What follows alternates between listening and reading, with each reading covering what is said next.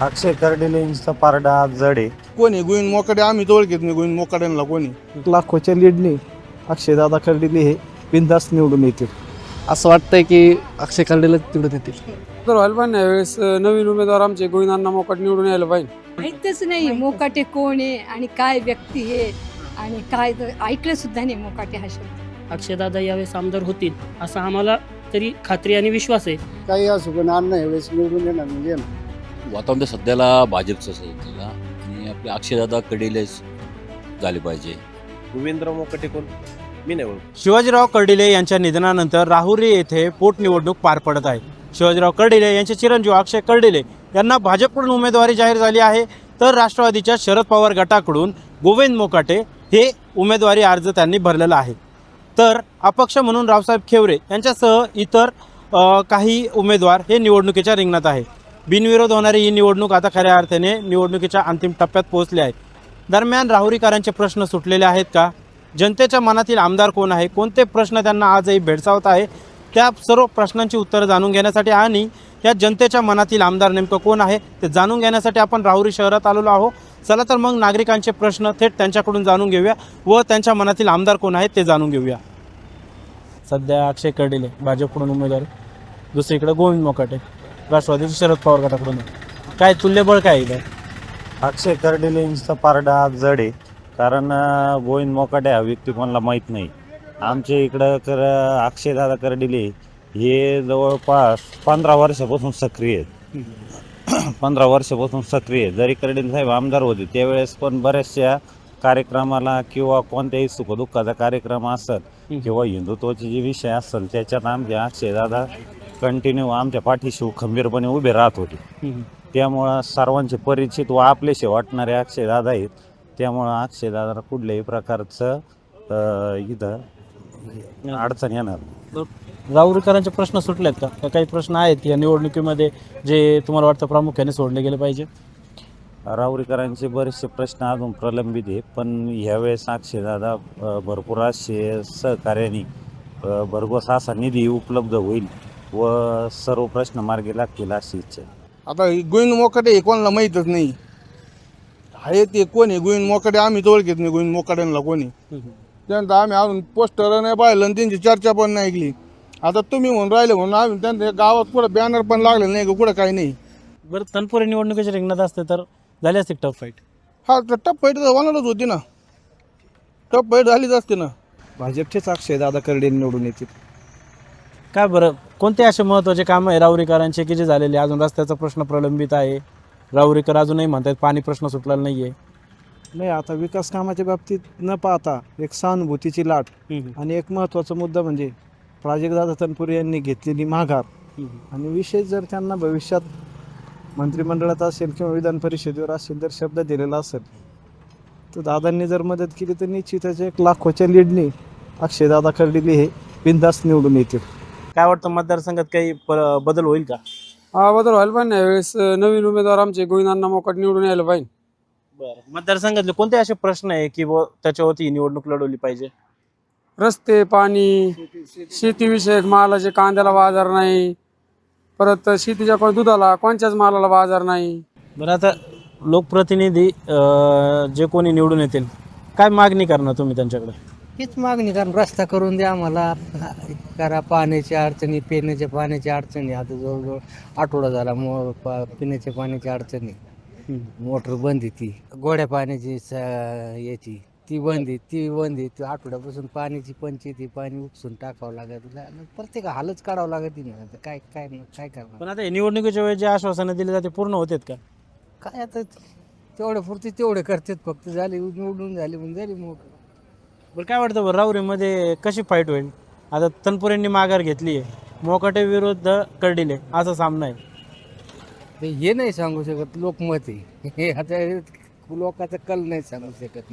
असं वाटतंय की अक्षय कर्डिले तिकडे देतील. पण राहुरीकरांचे प्रश्न सुटलेत का? काही सुटलेत, काही राहिलेत. कोणते महत्त्वाचे प्रश्न वाटतात बरं तुला की या जे कोणी लोकप्रतिनिधी असतील त्यांनी त्या प्रश्नांवरती आवाज उठवला पाहिजे अधिवेशनात? काही रस्त्याविषयी उठवलं पाहिजे, काही शेतीला भाव मिळाला पाहिजे, नाही MIDC झाली पाहिजे, ही आमची इच्छा आहे मनापासून. तर कारखाना चालू झाला पाहिजे. याच्या आधी कारखाना चालू होता त्या टायमाला बरं. जास्त हे होत होतं. म्हणजे कारखाना बंद पडल्यापासून काहीच हे नाही आहे. असं वाटत नाही कारखाना लवकर चालू होईल. 6-7 महिने म्हणते दिवाळीनंतर बंद पडलं. पण कोण निवडून येईल असं वाटतं? होणार ना 100%. समोरचे उमेदवार जे आहे त्यांचे वडील आधी आमदार होते. ते काही असू पण अण्णा एवढेच निवडून येणार म्हणजे येणार. ताई, मतदारसंघामध्ये आता पोटनिवडणूक जाहीर झालेली आहे, तर काय वाटतं इथं कोण निवडून येईल? कर्डिले साहेब, अक्षयदादा कर्डिले. तसे प्रश्न आम्ही त्यांच्याकडे घेऊन गेलो तर ते आमचे सगळे प्रश्न सॉल्वच करतात. म्हणजे कधी आम्हाला अडचण येऊ देतच नाही ते कधी. पण अक्षय कर्डिले कधी फिरले का, मतदारसंघात आले का? शिवाजीराव कर्डिले अनेक वर्ष आमदार होते, मतदारसंघात त्यांचा चांगली एक पकड होती, नागरिकांमध्ये ते भेटीगाठी घ्यायच्या. अक्षय कर्डिले कधी भेटले का किंवा आले होते का? इथे प्रत्येक सुखदुःखाच्या कार्यक्रमात त्यांची प्रेझेंटी असते. आता आमचे सासरे गेले तेव्हा ते स्वतः अक्षयदादा येऊन गेले भेटायला. तर आता त्यांच्या प्रतिस्पर्धी उमेदवार आहे मोकाटे म्हणून, तर मग काय प्रचाराला आले किंवा काही उमेदवार काही आश्वासन? माहितच नाही मोकाटे कोण आहे आणि काय व्यक्ती हे आणि काय ऐकलं सुद्धा नाही मोकाटे हा शब्द. पण आता महिला म्हणून तुम्हाला काय वाटतं कोणते महत्वाचे प्रश्न सोडवले गेले पाहिजे अक्षय कर्डिले यांनी लोकप्रतिनिधी म्हणून? आता लोकप्रतिनिधी म्हणून आमच्या गावात म्हणजे पाण्याचा प्रश्न हा त्यांनी सोडायला पाहिजे. कारण महिलांना पाण्याची जास्त ही कळकळ वाटते. म्हणून एक दिवस आड तरी इथे गावात पाणी पाहिजे. आम्हाला माहिती आहे आम्ही कुठलाही प्रॉब्लेम दादाकडे घेऊन गेलो तर आमचा तो सॉल्व्ह करणार. त्याच्यामुळे आमचा काही एवढा मोठा प्रश्न म्हणून नाहीये, आमचा तर सहज सॉल्व्ह करणार आहे. विश्वास आहे आम्हाला त्यांच्याबद्दल. मग कोण निवडून येईल असं वाटतं? कर्डिले, अक्षयदादा. राहुरी पोटनिवडणूक जाहीर झालेली आहे, काय वाटतं कोण निवडून येईल? गोविंदांना, कारण कामं चांगले आहेत. आणि आत्ता कसं आहे सरकारमध्ये जे आहेत सध्या ते मुलांना शिक्षण एवढे झालेत, नोकऱ्या नाही आहेत. कांद्याचे बाजार काय आहेत, दुधाला बाजार नाही. शेतकरी पूर्ण गाळात गेला हो. काय करणार शेतकरी? परत मुख्यमंत्री साहेबांनी सांगितलं होतं का शेतकऱ्यांचा उतारा कोरा कोरा, त्याचं काय झालं? हा प्रश्न कोण विचारणार त्यांना? हा प्रश्न तर विचारला पाहिजे ना. काय अपेक्षा आहे त्यांनी काय केलं पाहिजे निवडून आल्यानंतर? निवडून आल्यावर शेतकऱ्यासाठी सहकार्य केलं पाहिजे. मालाला भाव भेटले पाहिजे, दुधाला भाव, आणि सार्वजनिक काम करतात ते भरपूर पहिल्यापासून. पण ही निवडणूक तर एकतर्फीच आम्ही पाहतोय. तसं मी कर्डिले साहेबाचाच माणूस आहे, भाजपचाच माणूस आहे. गेल्या 10 वर्षापासून आम्ही कर्डिले साहेबाचंच काम करतोय. अक्षयदादा यावेळेस आमदार होतील असा आम्हाला तरी खात्री आणि विश्वास आहे. आणि खूप मोठ्या मताने ते निवडून येतील. कर्डिले साहेब हे नेहमी असे अगदी घरच्यासारखे खंबीरपणे उभे राहायचे. त्यामुळे कर्डिले साहेबांनी माणसं एकूण एक माणूस असा जोडलेला आहे का ते मला नाही वाटत अक्षयदादांना पोरकं करतील. कर्डिले साहेबांनी पाठपुरावा करून वांबुरी सारीचं काम हे पूर्णत्वाकडे नेलं. वांबुरी सारीच्या माध्यमातून त्यांनी साधारणतः 100-125 तळे, पाझर तलाव हे गेल्या 10 वर्षापासून ते त्यामध्ये पाणी सोडण्याचं काम करतायत. आणि वांबुरीतील जो जिरायती भाग होता डोंगरपट्ट्याचा, त्या ठिकाणी वांबुरी सारीचं प्रत्येक शेतकऱ्याला पाणी मिळून त्यांच्या जमिनी आज अगदी हिरव्यागार हरित क्रांती त्या ठिकाणी करण्याचं काम कर्डिले साहेबांनी केलं. की वांबुरी सारीचं 2ऱ्या टप्प्याचं काम चालू आहे. तर त्याच्यामध्ये त्यांनी सांगितलं की मोळा डॅम जे काही आपलं या ठिकाणी राहुरी तालुक्याला वरदान मिळालेलं आहे त्याच्यामध्ये अतिरिक्त 10 TMC पाणी म्हणजे हे नदी जोड प्रकल्पातनं कोकण भागातून ते आपल्या राहुरीच्या मोळा धरणामध्ये आणणार आहेत. मोळा धरणाची उंची वाढवणार आहेत. वडिलांनी काम जेवढं केलंय तेवढं मुलगा सुद्धा ते त्यांची चाकोरी धरणारच ना. हा, कामाची चाकोरी ती धरणार. म्हणून जनता सुद्धा त्यांच्या कर्डिले साहेबाचेच माग राहणार आहे ना. बापाने जे पुण्य केलं तेच मुलगा करून राहिला ना. बरं, आता हे मोकाटे म्हणून प्रतिस्पर्धी उमेदवार आहे, हा दादाच आहे. हा, हे काय याचं रेकॉर्ड आहे ना, पेपरमध्ये वाचलेलं आहे ना आम्ही. हा कसा माणूस आहे, हा गुंडाळा. राहुरी मतदारसंघात कोण निवडून येईल? कर्डिले येणार 100%. विरोधक काय यांना सुपडा साप होणार आहे यांचा. वातावरण तर सध्याला भाजपचं सध्याला, आणि आपले अक्षयदादा कर्डिलेच झाले पाहिजे. कारण स्वर्गीय शिवाजी कर्डिले यांनी भरपूर कामं केलेले वांबोळी म्हणजे 3 तालुक्यात कामं यांचे भरपूर झालेले.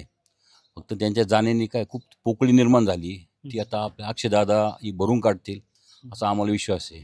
आम्हाला विश्वास आहे 101% 1,00,000-1.5 लाख मतदारांनी अक्षयदादा निवडून येतील.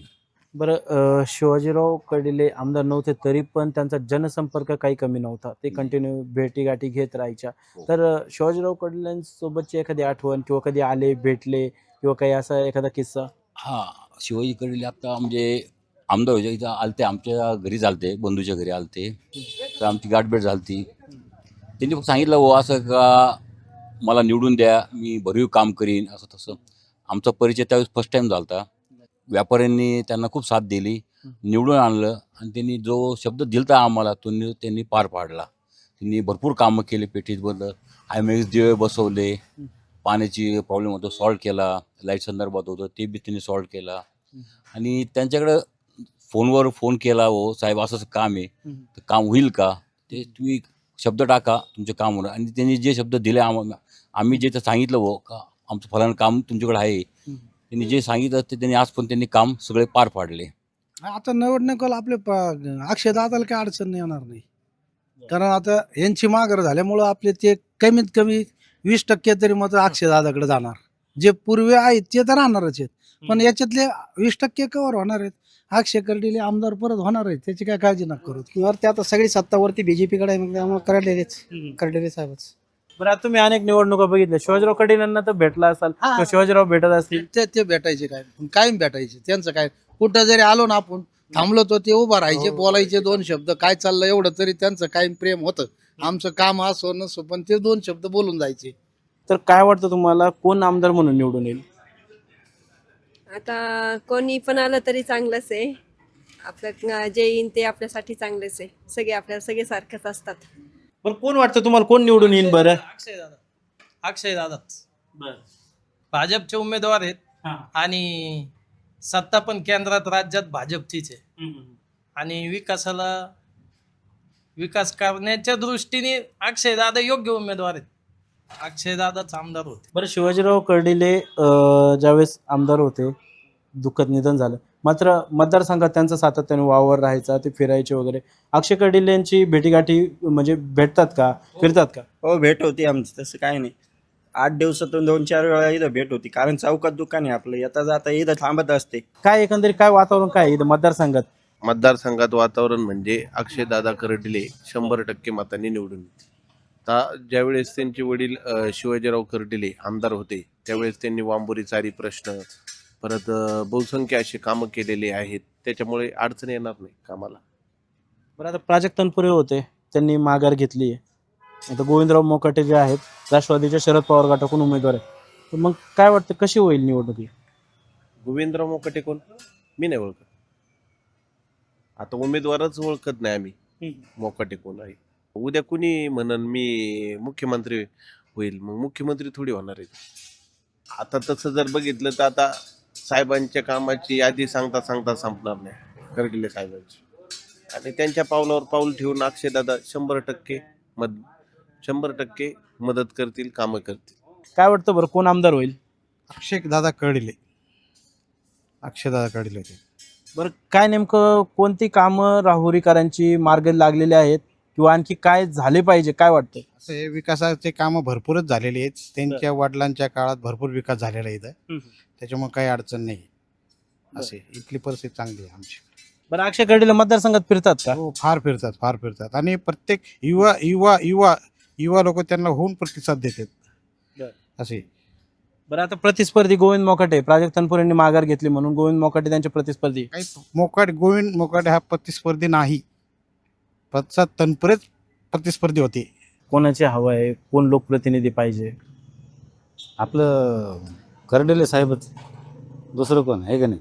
कर्डिले साहेबांनी भरपूर कामं केलेली इकडं, सभा मंडपाचे कामं केले आहेत, रस्त्याचे केले आहेत. आणि मग कर्डिले साहेबांनी आता बरेच सभामंडप केला आहे. मुळगंगाचा सभामंडप मी स्वतःच गेलो होतो तिथं त्या टायमाला. त्यांनी आम्हाला ते सभामंडप दिला. त्यांनी प्राजक्तदादा तनपुरे त्यांनी ज्यांना पाठिंबा दिला, त्यांनी यांना पाठिंबा दिला, मग यांच्यात काहीतरी कामं करण्याची क्षमता आहे म्हणून दिला ना. बरोबर आहे की नाही. कर्डिले साहेब मग अक्षय कर्डिले 100% कामं पूर्णच करणार आहेत म्हणून तर तनपुरे साहेबांनी त्यांना पाठिंबा दिला ना. जे आमदारकीचे जे मेन फाईटला होते त्यांनी यांना पाठिंबा दिला, म्हणजे बाकीच्याचा काही विषय नाही राहिला. गोविंदराव मोकाटे आहेत ठीक आहे, पण हे गोविंदराव मोकाटे हे नाव आम्हाला आमदारकीला आत्ता तुम्ही सांगितलंय ना, हे आम्हाला माहितीच नाही आजपर्यंत. नाही, अक्षय दादाच निवडून येतील 100%. कारण इथं भाजपला मानणारे भरपूर आहेत आणि कर्डिले साहेबांचं काम पण चांगलं आहे.